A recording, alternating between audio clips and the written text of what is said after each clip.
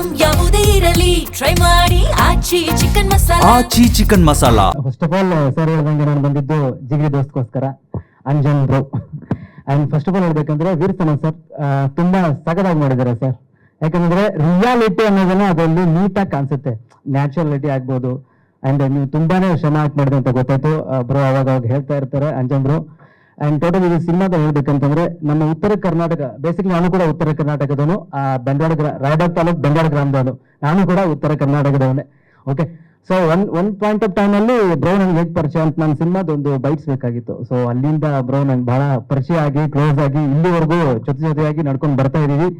So ಎಲ್ಲಾ ಉತ್ತರ ಕರ್ನಾಟಕದ ಜಿಗರಿ ದೋಸ್ತುಗಳು ಬಂದಿದ್ದೀರಿ, ನಿಮ್ಗೆಲ್ಲ ಒಳ್ಳೇದಾಗ್ಲಿ. ಈ ಸಿನಿಮಾನ ತುಂಬಾ ಹರಿಸಿ ಹಾರೈಸಿ ನಿಮ್ಮ ಚಿತ್ರಮಂದಿರಗಳಲ್ಲಿ ತುಂಬಾ ಚೆನ್ನಾಗಿ ನೋಡ್ಬೇಕು, ಬೆಳೆಸ್ಬೇಕು ಅಂತ ಕೇಳ್ಕೊಂತೀನಿ. ಅಂಡ್ ಡೈರೆಕ್ಟರ್ ಸರ್ ಬಹಳ ಅದ್ಭುತವಾಗಿ ಮಾಡಿದ್ದೀರಿ ಸಿನಿಮಾನ. ನಿಮ್ಮ ಸಾಂಗ್ ಸರ್ ವಿಕ್ರಮ್ ಹೇಳಿದಂಗೆ ಮಧುರಗಿ ಸಾಂಗ್ ಡಾರ್ಲಿಂಗ್ ಸಾಂಗ್ ತುಂಬಾನೇ ಫೇಮಸ್ ಆಗಿತ್ತು. ಸೊ ಇನ್ನೊಂದು ವಿಚಾರ ಹೇಳ್ಬೇಕಂದ್ರೆ ಸರ್ ಹೇಳಿದ್ದು ಕೂಡ ಸೇಮ್, ಯಾವುದೂ ಮೆಂಟಾಲಿಟಿ ಮನಸ್ಸಲ್ಲಿ ಯಾವುದೇ ಬೇರೆ ಸಿನಿಮಾನ ಕಂಪೇರ್ ಮಾಡ್ಕೊಂಡು ಸಿನಿಮಾ ದೇವರಾಣಿ ಆ ತರ ನೋಡಕ್ ಹೋಗ್ಬೇಡಿ. ಹೊಸ ಸಿನಿಮಾನ ಹೊಸ ತನದಲ್ಲಿ ನೋಡ್ಬೇಕು ಅಂತ ನಾನು ಕೇಳ್ಕೊಂತೀನಿ. ಎಲ್ರಿಗೂ ಒಳ್ಳೇದಾಗ್ಲಿ, ಸಿನಿಮಾನ ಪ್ರೋತ್ಸಾಹಿಸಿ. ಜಿಗ್ರಿ ದೋಸ್ತ್ ಸಾಂಗ್ ತುಂಬಾ ಚೆನ್ನಾಗಿದೆ, ಇವತ್ತು ಸಂಜೆ 6:30 ರಿಲೀಸ್ ಆಗುತ್ತೆ.